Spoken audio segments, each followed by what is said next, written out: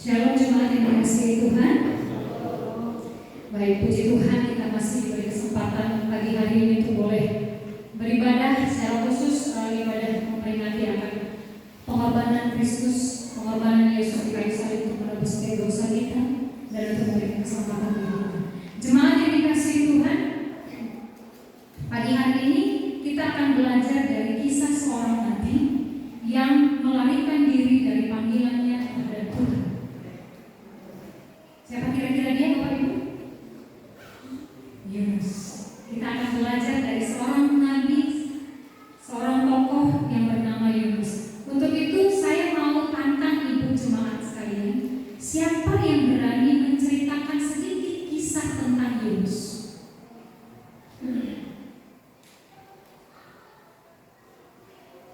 Saya mau tantang ibu yang berani menceritakan singkat saja kisah tentang Yunus.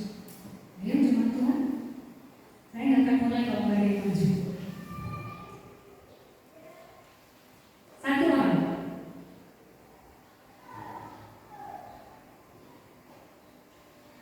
Silakan Ibu Ida. Ibu Ida mau maju tapi malu-malu. Mari Bu. Secara singkat saja kisah tentang Yunus. Atau berdiri di tempat saja. Ayo duduk sekolah minggu. Iya. Yunus suruh Tuhan untuk pergi ke Niniwe, tapi dia pergi ke Tarsis. Akhirnya dia dimakan ikan besar selama 3 hari. Akhirnya dia bertobat dan kembali ke jalan Tuhan dan dia kembali ke Tuhan.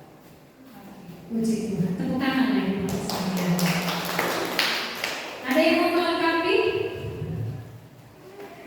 Enggak ya. Baik, Bapak Ibu sekalian dikasihi Tuhan. Saya rasa bahwa kita semua tahu kisah tentang Yunus, bagaimana perjalanannya, bagaimana perjalanan panggilan Tuhan terhadap dirinya, dan bagaimana dia melarikan, mencoba ya. Saya bilang mencoba melarikan diri dari panggilan Tuhan karena dia berpikir bahwa Tuhan nggak tahu. Mungkin Tuhan nggak tahu bahwa aku melarikan diri dari tempat yang Tuhan suruh ke tempat yang tidak disuruh Tuhan. Tapi dia lupa bahwa Tuhan itu Maha tahu, dia tahu segalanya. Bahkan sebelum Yunus merencanakan hal itu pun Tuhan sudah tahu apa yang direncanakan. Jemaat yang dikasih Tuhan, pasal 1 ini menceritakan tentang bagaimana Yunus melarikan dirinya dari panggilan Tuhan. Kemudian di pasal 2 itu menceritakan tentang bagaimana Yunus diselamatkan dari perut ikan. Ya. Nah, Yunus masuk ke dalam perut ikan itu atas penentuan Tuhan. Jadi bukan secara tiba-tiba, tapi atas penentuan Tuhan. Dan ini adalah kata pertama atas penentuan Tuhan dari kata yang ada di pasal 4. Nantinya kita akan temukan sebanyak 3 kali. Pasal 2 menceritakan tentang Yunus yang selamat keluar dari perut ikan. Dan dia mengatakan bahwa keselamatan adalah dari Tuhan. Pasal 2 ayat 9. Pasal yang ketiga ini menceritakan tentang pertobatan Niniwe. Sidang jemaat Tuhan, untuk informasi bagi kita, Niniwe ini adalah kota penumpah darah. Jadi bagaimana Niniwe bertobat dari perbuatan yang begitu jahat? Di pasal 3 kita melihat cerita akan pertobatan Niniwe. Di sana Yunus berseru, perintah Tuhan kan supaya Yunus memberitakan pertobatan kepada bangsa Niniwe. Ya, di pasal 3 kita lihat bahwa Tuhan merencanakan beritakan kepada bangsa Niniwe bahwa 40 hari lagi Niniwe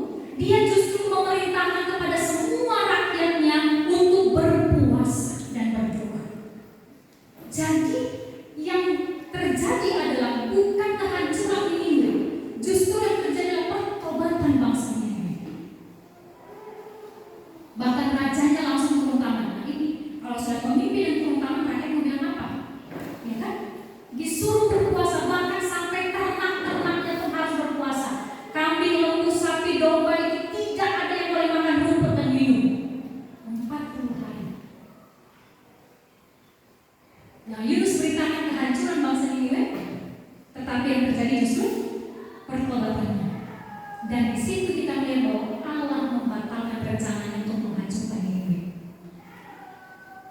Nah, di pasal 4 bacaan kita Bapak Ibu, kita akan membaca dari kitab Yunus pasal 4 ayat 1 sampai yang 11. Mari kita baca bersama-sama. Yunus pasal 4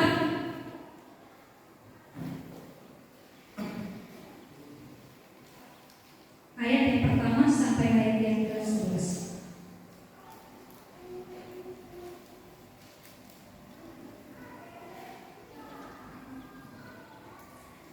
2, 3 ya. Tetapi hal itu sangat mengesalkan hati Yunus, lalu marahlah ia dan berdoalah ia kepada Tuhan, katanya, "Ya Tuhan, bukankah telah Kau katakan itu ketika aku masih di negeriku? Itulah sebabnya maka aku dahulu melarikan diri ke Tarsis, sebab aku tahu bahwa Engkau adalah Allah yang pengasih dan penyayang, yang panjang sabar dan berlimpah kasih setia, serta yang menyesal karena malapetaka yang hendak mendatangkannya. Jadi sekarang ya Tuhan, cabutlah kiranya nyawaku, karena lebih baik aku mati daripada hidup." Tetapi firman Tuhan, "Layakkah engkau marah?" Yunus telah keluar meninggalkan kota itu dan tinggal di sebelah timurnya. Ia mendirikan di situ sebuah pondok dan ia duduk di bawah naungannya menantikan apa yang akan terjadi atas kota itu. Lalu atas penentuan Tuhan Allah, tumbuhlah sebatang pohon jarak melampaui kepala Yunus untuk menaunginya, agar ia terhibur daripada kekesalan hatinya. Yunus sangat bersuka cita karena pohon jarak itu. Tetapi keesokan harinya ketika fajar menyingsing, atas penentuan Allah datanglah seekor ular yang menggerek pohon jarak itu sehingga layu. Segera sesudah matahari terbit, maka atas penentuan Allah bertiuplah angin timur yang panas terik, sehingga sinar matahari menyakiti kepala Yunus. Lalu rebahlah ia lesu dan berharap supaya mati, katanya, "Lebih baiklah aku mati daripada hidup." Tetapi berfirman Allah kepada Yunus, "Layakkah engkau marah karena pohon jarak itu?" Jawabnya, "Selayaknya aku marah sampai mati." Lalu Allah berfirman, "Engkau sayang kepada pohon jarak itu, yang untuknya sedikit pun engkau tidak berjerih payah, dan yang tidak engkau tumbuhkan, yang tumbuh dalam satu malam dan binasa dalam satu malam pula. Bagaimana tidak aku akan sayang kepada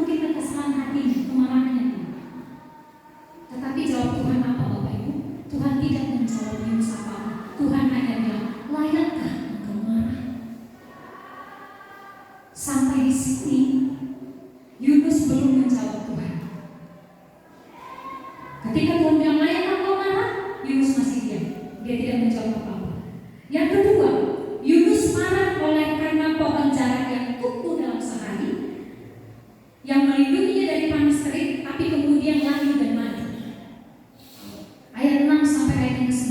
Di ayat 6 di sana dikatakan, lalu atas penentuan Allah tumbuhlah sebatang pohon jara. Atas penentuan Tuhan.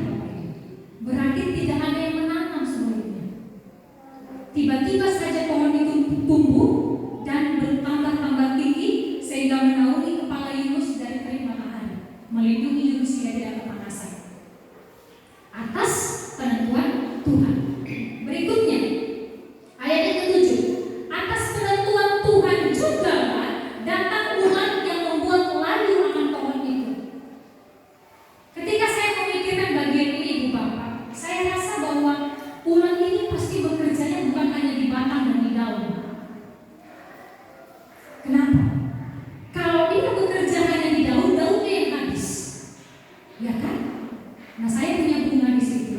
Saya lihat kalau daunnya sudah mulai agak-agak coklat-coklat, saya coba lihat di bawahnya. Oh, ada ulat. Dia memakan daunnya, tapi kalau hanya daunnya dia makan, nggak akan mati. Karena bisa tumbuh daun yang baru lagi. Jadi kemungkinan besar, Ibu Bapak yang dikasih Tuhan, ulat ini bekerja dari akar pohon jara itu. Dari akar pohon jaranya. Jadi mulai dia menggerogoti akar pohon jara itu. Kenapa? Karena dari akar itulah sumber kehidupan pohon jara itu. Dari situ dia melambat mencari makanan dengan nutrisi untuk pertumbuhannya. Karena itu ulat itu bekerja dari akar pohon itu sehingga membuatnya layu dan mati. Kalau sudah akarnya diganggu gugat, malah bisa mati. Betul ya?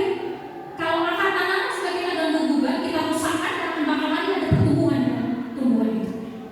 Karena itu kemungkinan besar ulat itu bekerja di akar pohonnya sehingga membuat pohon itu layu dan mati. Itu juga atas penentuan Tuhan. Pohon jara tumbuh atas penentuan Tuhan. Ulat datang menggerogoti dan membuat layu bahkan mati pohon itu atas penentuan Tuhan. Kemudian di ayat ke-8, angin lagi bertiup kencang. Sudah pohonnya mati, angin dari timur bertiup dengan panas teriknya, tidak ada lagi yang melindungi Yunus. Itu juga atas penentuan Tuhan. Lalu Yunus berkata di ayat yang ke-8, segera sesudah matahari terbit, maka atas penentuan Allah bertiuplah angin timur yang panas terik, sehingga sinar matahari menyakiti kepala Yunus. Lalu rebahlah ia lesu dan berharap supaya mati. Katanya, lebih baiklah aku mati daripada hidup. Tetapi apa firman Tuhan kepada Yunus? Layakkah engkau marah karena pohon jara itu? Di sini Yunus mulai menjawab Tuhan. Di sini dia mulai berani menjawab Tuhan. Ya, layak aku marah. Bahkan aku layak marah sampai mati. Berani sekali Yunus membantah Tuhan. Padahal semua yang terjadi, yang ada, pohon jara itu yang melindungi dia, itu bukan karena dia, bukan karena usahanya, itu semua karena penentuan Tuhan. Tumbuh karena penentuan Tuhan, bukan dia yang mengusahakan, tapi berani-beraninya dia marah kepada Tuhan. Bukankah hal ini juga sering terjadi dalam kehidupan kita? Ketika pohon jara itu tumbuh, dia betapa dia bersuka cita, Bapak Ibu. Dia sangat bersuka cita. Kita bisa lihat di ayat yang ke-6. Lalu atas penentuan Tuhan Allah tumbuhlah sebatang pohon jara melampaui kepala Yunus untuk menaunginya, agar ia terhibur daripada kekesalan hatinya. Yunus sangat bersuka cita karena pohon jara itu. Perhatikan baik, Bapak Ibu. Ketika pohon jara itu Tuhan tumbuhkan atas penentuannya, dia sangat bersuka cita. Dia tidak mengusahakan apa-apa, dia sangat bersuka cita. Tapi ketika Tuhan ambil itu kembali, dia tidak bersuka cita, malah dia bersungut-sungut, malah dia berkata, pantas memang aku marah, Tuhan bahkan marah sampai mati. Dalam kehidupan kita sering melakukan apa yang Yunus lakukan. Kita bersuka cita ketika keadaan baik datang menghampiri kita. Kita bersuka cita ketika berkat Tuhan melimpah dalam hidup kita. Tetapi sering kita marah kepada Tuhan ketika berkat itu Tuhan ambil satu persatu, sedikit demi sedikit. Ketika Tuhan ambil berkat itu, ketika Tuhan ambil kenyamanan kita, apakah kita tetap bersuka cita atau kita marah kepada Tuhan? sama seperti Yunus. Ini kehidupan sehari-hari yang kita alami. Apa yang Yunus alami, ini juga yang kita alami. Ketika kita sembuh dari sakit, kita bersuka cita, bahkan kita memberi nazar kepada Tuhan. Yunus juga hal yang sama kalau baca dalam pasal 2, kalau 1 atau 2 ya, tidak salah. Ketika dia selamat, dia bernazar kepada Tuhan. Tetapi dia lupa nazarnya. Bahkan dia malah berani membantah Tuhan. Layak memang anak Tuhan. Sesuatu yang Tuhan buat dalam hidup kita, hal-hal baik yang Tuhan buat dalam hidup kita, itu atas bantuan Tuhan. Kadang-kala yang tidak kita usahakan Tuhan berikan, dan kita nyaman dengan itu, kita bersyukur dengan itu, kita memuji Tuhan, haleluya, terima kasih Tuhan. Tapi ketika kenyamanan kita mulai Tuhan ambil, mulai Tuhan angkat satu persatu seperti ulang tadi, sedikit demi sedikit menggerogoti pohon sampai kayu dan mati, kita mulai bersungut-sungut, bahkan kita mengutuk Tuhan, dan kita tidak lagi bersyukur kepada Tuhan, kita tidak bersuka cita kepada Tuhan, malah kita mengeluh dan bersungut-sungut kepada Tuhan. Seolah-olah apa yang kita terima, apa yang kita alami, apa yang kita hadapi, itu adalah usaha kita sendiri. Padahal sebenarnya semua atas perintah Tuhan. Seberapapun besar usaha kita, kalau Tuhan tidak berkenan, tidak akan bisa. Layakkah kita marah? Ini kemarahan Yunus. Jadi yang pertama, Yunus marah oleh karena bangsa Niniwe bertobat. Yang kedua, Yunus marah karena pohon jarak itu tumbuh lalu mati, bahkan menghembus, angin berhembus dan menyakiti Yunus, menyakiti kepala Yunus. Kemudian bagaimana kalau kita melihat dari bacaan kita, Ibu Bapak, bagaimana respon Allah terhadap kemarahan Yunus? Ayat 10 sampai 11. Di sana kita bisa melihat respon Allah terhadap kemarahan Yunus. Berfirmanlah Allah, engkau sayang kepada pohon jarak itu, yang untuknya sedikit pun engkau tidak berjerih payah, dan yang tidak engkau tumbuhkan, yang tumbuh dalam satu malam dan binasa dalam satu malam pula. Ini respon Tuhan. Tuhan bilang, Yunus, kamu gak tanam pohon jarak itu, tapi kamu marah. Aku yang buat pohon jarak itu tumbuh, dan kau gak mengusahakan apa-apa, tapi kau marah ketika aku mengambilnya kembali, ketika aku membuatnya mati lagi. Kau marah untuk sesuatu yang Yunus tidak kerjakan dan usahakan. Yunus sangat sayang. Ia tidak menanam pohon jarak, tapi tumbuh. Ia begitu senang. Tapi ketika Tuhan ambil kembali, dia marah. Nah, perkataan Tuhan kepada Yunus, kalau kau begitu sayang Yunus kepada pohon jarak yang engkau tidak mengusahakannya, engkau tidak menanamnya, engkau tidak menyiramnya, engkau tidak merawatnya, engkau tidak perhatikan ulat yang memakan di sekitarnya, engkau tidak mengusahakan apa-apa terhadap pohon jarak itu, tapi engkau marah ketika pohon jarak itu mati dan aku ambil kembali. Bagaimana tidak aku begitu menyayangi bangsa Niniwe yang aku ciptakan dengan tanganku? Kalau sesuatu yang tidak kita usahakan, kalau sesuatu yang Yunus tidak kerjakan saja oleh karena usahanya, dia begitu menyayanginya. Bagaimana tidak hati Tuhan yang menciptakan bangsa Niniwe dan yang sangat merindukan pertobatan bangsa itu, yang sangat merindukan keselamatan bangsa Niniwe itu. Allah begitu sayang terhadap lebih dari 120 jiwa di Niniwe. Ayat ke-11 mengatakan, bagaimana tidak aku akan sayang kepada Niniwe, kota yang besar itu, yang berpenduduk lebih dari 120.000 orang, yang semuanya tidak tahu membedakan tangan kanan dan tangan kiri. Tadi saya katakan di awal, Bapak Ibu, Niniwe itu adalah kota penumpang darah dan ibu kota dari Asyur. Inilah kejahatan yang mereka lakukan. Banyak sekali orang-orang yang mereka bantai, tawanan-tawanan yang mereka bantai. Mereka tidak lagi bisa membedakan mana tangan kanan, mana tangan kiri. Artinya tidak lagi bisa membedakan mana yang baik, mana yang jahat, mana yang berkenan kepada Tuhan, mana yang tidak berkenan kepada Tuhan. Mereka tidak lagi bisa membedakannya. Jadi semuanya mereka sama. Ketika mereka melakukan kejahatan, mereka anggap itu suatu kebaikan. Ketika mereka membantai setiap tawanan dan menumpahkan darah mereka, mereka anggap itu suatu kebaikan. Ketika mereka melakukan kejahatan, ketika mereka melakukan kebaikan, semua sama di mata mereka. Yunus marah karena bangsa itu bertobat. Yunus peduli dengan dirinya sendiri. Tadi dia marah, ya kan? Lebih baik aku mati karena apa yang kuberitakan itu enggak terjadi. Tetapi Allah, cara pandang Yunus dengan cara pandang Allah berbeda. Yunus menginginkan kehancuran bangsa Niniwe, sementara Allah menginginkan keselamatan dan pertobatan dari bangsa Niniwe. Dua karakter yang berbeda.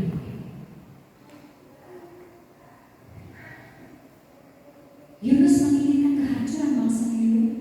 Yunus mau melihat. Oke, lihat ya di ayat yang kelima. Yunus telah keluar setelah diberitakan di tempat Tuhan lagi telah menunggang balikan, dan dia bilang di ayat yang kelima, Yunus telah keluar meninggalkan kota itu dan tinggal di sebelah timurnya. Ia mendirikan di situ sebuah pondok dan dia duduk di bawah naungannya menantikan apa yang akan terjadi atas kota itu. Dia mau lihat. Oke, kita tunggu aja apa yang Tuhan buat bagi bangsa ini. Tetapi yang terjadi bukan kehancuran, malah pertobatan. Allah sangat peduli dengan keselamatan bangsa Niniwe. Sekalipun mereka melakukan yang jahat di mata Tuhan, sekalipun mereka tidak bisa membedakan mana yang baik mana yang buruk, tetapi Allah tetap peduli dengan keselamatan mereka dan Allah tetap menantikan pertobatan akan mereka. Dalam pandangan Allah pastilah ada anak-anak mereka dari 120.000 jiwa yang lebih itu Bapak Ibu. Dalam pandangan Allah melihat bahwa di sana pasti ada anak-anak yang belum berkembang pemikirannya, yang belum berkembang pengetahuannya tentang yang baik dan yang jahat, yang belum tahu mana yang baik, mana yang jahat, mana yang baik, belum tahu mana membedakan mana yang harus dilakukan dan mana yang tidak dilakukan. Karena itu Allah sangat peduli dengan mereka. Pasti di sana ada anak-anak, pasti di sana ada bayi-bayi yang masih dalam masa pertumbuhan dan perkembangan, yang tentu saja Tuhan inginkan supaya mereka bertumbuh dalam pengenalan akan Allah, supaya mereka juga menjadi bagian dari keselamatan yang Allah sedang kerjakan. Karena itu Allah begitu mengasihi bangsa ini, sekalipun mereka begitu jahat di hadapan Tuhan. Karena itu Allah ingin menyelamatkan mereka. Allah ingin mereka mengenal mana yang baik, mana yang jahat. Allah tidak mau mereka melakukan hal-hal jahat seperti yang dilakukan oleh para pendahulu-pendahulu mereka.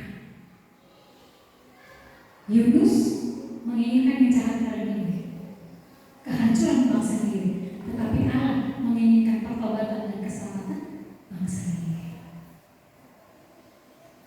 Dari bacaan kita ini Bapak Ibu, dari kisah Yunus ini dapat kita simpulkan dan kita terapkan dalam kehidupan kita, dan sebagai perenungan bagi kita adalah janganlah kita marah terhadap pertobatan orang berdosa.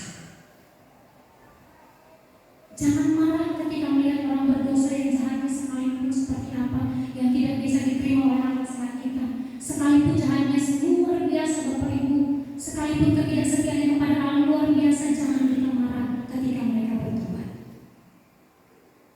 Karena itu yang terjadi dengan bangsa Niniwe. Yang disakiti siapa? Allah. Yang dilukai hatinya siapa? Allah. Karena apa? Karena mereka tidak peduli mana yang baik mana yang jahat. Tetapi begitu pun Allah tetap mengasihi mereka dan Allah mau menyelamatkan mereka. Kalau Allah saja begitu peduli dengan keselamatan orang-orang berdosa, kenapa kita harus marah dengan pertobatan orang berdosa? Layakkah engkau marah? Jangan marah dengan pertobatan orang berdosa. Karena apa Bapak Ibu? Karena kita pun adalah orang berdosa. Bagaimana perasaan kita kalau ada orang yang tidak menginginkan pertobatan kita? Bagaimana perasaan kita yang marah, yang tidak senang ketika melihat kita bertobat dan berbalik kepada Allah? Karena itu, jangan marah dengan pertobatan orang berdosa. Jangan kesal hati dengan pertobatan orang yang jahat. Justru itulah yang dikehendaki Allah. Keselamatan dan pertobatan bangsa Niniwe itulah yang dikehendaki Allah, yaitu pertobatan dan keselamatan orang-orang berdosa. Dan untuk itulah Allah mengutus Yesus Kristus anaknya yang tunggal sebagai jalan keselamatan, bahkan menjadikan diri yang korban keselamatan bagi kita dan untuk seluruh umat manusia yang sekarang ini sedang kita peringati.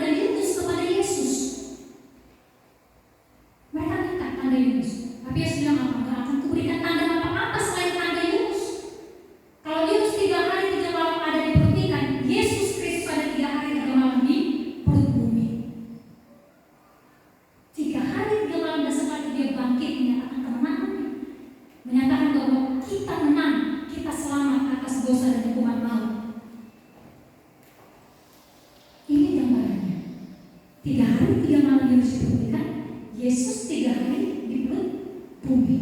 Setelah itu dia bangkit menyatakan bahwa dia Allah yang berkuasa, menyatakan dia Allah yang berkuasa untuk menyelamatkan manusia, menyelamatkan atas dosa dan maut, serta berkuasa mengampuni orang-orang yang berdosa. Kalau Allah saja mengampuni orang yang berdosa, siapa kita yang tidak mengampuni orang yang berdosa? Kalau Allah saja begitu peduli dengan keselamatan orang-orang berdosa, pertobatan orang berdosa, siapa kita? Kita melebihi Tuhan kalau begitu. Kalau kita mengingini kejatuhan, hal-hal buruk atas kehidupan orang berdosa.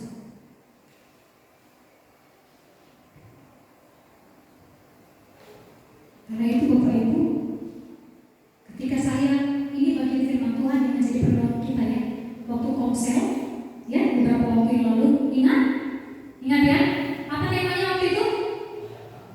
Yes, layakkah engkau marah? Nah ketika setelah saya merenungkan bagian itu Ibu Bapak, setelah itu menjadi bagian perenungan di komsel, saya pun bertobat. Saya bertobat dari kemarahan saya Ibu. Saya bertobat untuk marah sama jemaat. Kalau nggak setia ibadah, saya bertobat. Layak engkau marah karena jemaat itu yang menentukan Tuhan. Yang mengirim jemaat itu ke rumah ini, ke gereja itu adalah Tuhan. Layak engkau marah kalau dia masih ibadah? Saya bertobat, iya ya. Jemaat itu kan miliknya Tuhan. Tuhan yang kasih. Oke Tuhan, mulai sekarang engkau mau marah-marah lagi sama jemaat. Jemaat mau melayani, mau tidak, jemaat mau setia beribadah, mau tidak, jemaat mau setia melakukan firman Tuhan, mau tidak, aku gak akan marah, Tuhan janji. Gak akan marah. Jemaat mau ikutin aturan di gereja, mau tidak, aku gak marah Tuhan. Jemaat mau kembali ke formulir jemaat atau tidak, aku gak marah Tuhan. Jemaat mau setia kasih persepuluhan atau tidak, aku gak marah Tuhan. Karena semua itu Tuhan yang buat. Aku gak marah Tuhan, benar. Dan itu yang sedang saya perjuangkan sekarang ini. Kalau Tuhan datang kan, begitu saya marah sama jemaat Tuhan bilang, layak kamu marah? Apa yang menciptakan mereka mau marah-marahin mereka? Jadi saya mau marah-marahin Bapak Ibu. Ya jemaat, silahkan. Mau ikut aturan gereja kan? Silahkan. Mau setia beribadah, mau setia komsel kan? Silahkan. Kalaupun saya kesadaran hati, saya cukup berdoa sama Tuhan, aku serahkan mereka semua dalam tangan Tuhan. Biar Tuhan yang bertindak. Ya kan? Setidaknya saya gak marah sama Bapak Ibu.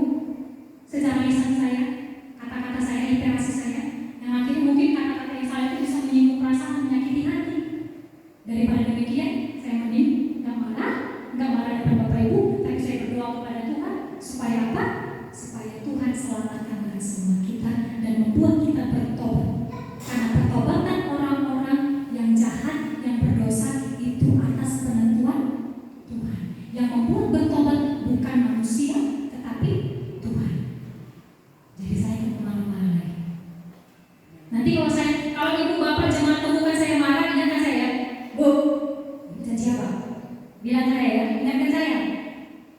Ibu janji apa kemarin? Oh iya. Supaya saya ingat, supaya saya tidak marah-marah lagi, Bapak ya. Amin. Doakan saya. Oke. Jangan marah dengan pertobatan.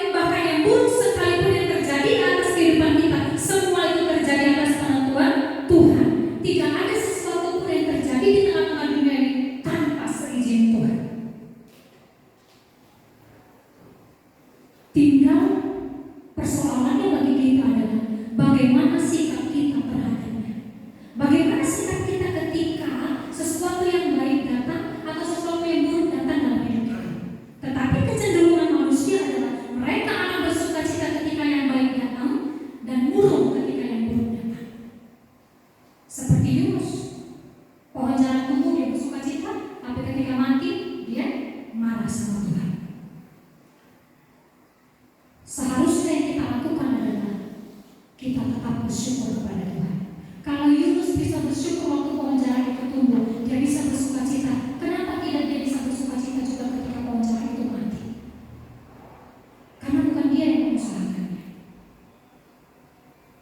Hal yang sama Ibu Bapak dalam kehidupan kita. Apapun yang terjadi dalam hidup kita, sekalipun itu hal yang buruk, mari kita mengucap syukur dan memuji Tuhan. Karena itu pun terjadi atas izin Tuhan. Bersyukur dan pujilah Tuhan atas segala sesuatu yang kita alami. Sekalipun mungkin semua usaha kita belum ada hasil kita lihat sampai sekarang ini, semua kerja keras kita belum ada hasil kita lihat sampai sekarang ini, sekalipun mungkin semua doa-doa kita belum kunjung Tuhan jawab, sekalipun mungkin apa yang kita harapkan belum kita lihat titik terangnya, sekalipun mungkin kita bertumbuh untuk kesehatan tapi Tuhan belum menyembuhkan sakit penyakit kita sampai sekarang ini, ingatlah bahwa Dia Allah yang tidak pernah lalai dan gagal di dalam janji-Nya. Karena di dalam dirinya tersedia segala sesuatu yang kita perlukan. Di dalam dirinya kita tersedia segala sesuatu yang kita perlukan. Bapak Ibu, ketika usaha kita belum berjalan lancar, apa yang kita harapkan? Apa yang kita perlukan di dalamnya? Kesabaran, ketekunan, usaha terus. Ketika doa kita belum dijawab oleh Tuhan, apa yang kita harapkan? Ketekunan untuk terus berdoa, kekuatan untuk bisa menghadapi setiap persoalan-persoalan kita. Itu yang kita butuhkan. Pemeliharaan Tuhan itu yang kita perlukan. Karena itu sekalipun Tuhan belum menjawab doa kita sampai sekarang ini, sekalipun sepertinya belum ada titik terang dari setiap harapan-harapan kita, ingat bahwa di dalam Allah, di dalam Yesus tersedia segala sesuatu yang kita perlukan. Kesabaran, kekuatan, penghiburan, pertolongan, perlindungan, pendataan, semua tersedia di dalam Yesus. Karena itu jangan genggam perang-perang apa yang kita punya sekarang itu Bapak. Semua itu akan lenyap, semua itu bisa berlalu.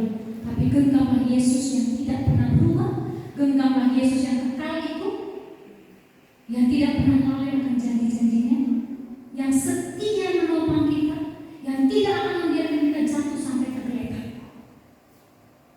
Yang kita punya sekarang, jangan genggam Tuhan. Karena itu ada pada kita dan kita bisa nikmati atas penentuan Tuhan. Suatu waktu Tuhan bisa ambil juga atas penentuan Tuhan. Jangan genggam perkara pekerjaanmu, usahamu, pelayananmu, rumah tanggamu, anak-anakmu, tapi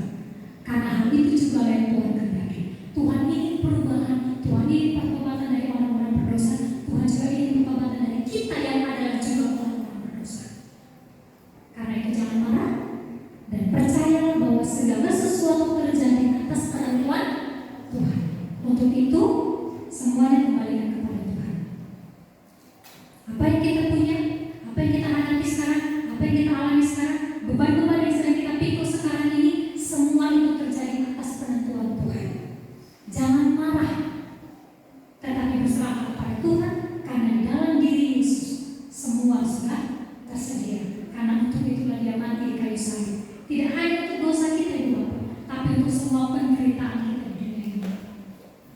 Amin. Tapi ketika Tuhan izinkan penderitaan itu kita alami, jangan kita marah kepada Tuhan, tetapi minta kekuatan daripada untuk kita bisa melewati dan menanggung setiap persoalan pergumulan yang sedang kita alami. Layakkah engkau marah? Ini menjadi perenungan kita sepanjang minggu ini dan sepanjang perjalanan hidup kita dalam pengiringan kita akan Yesus. Jangan marah di tempat pekerjaanmu ketika ada orang yang berusaha mencari-cari perhatian terhadap bosnya. Jangan marah, biarkan, doakan saja. Lakukan bagian kita, biar Tuhan yang mengerjakan bagiannya. Tuhan Yesus memberkati. Saya serahkan kepada Bapak Gembala.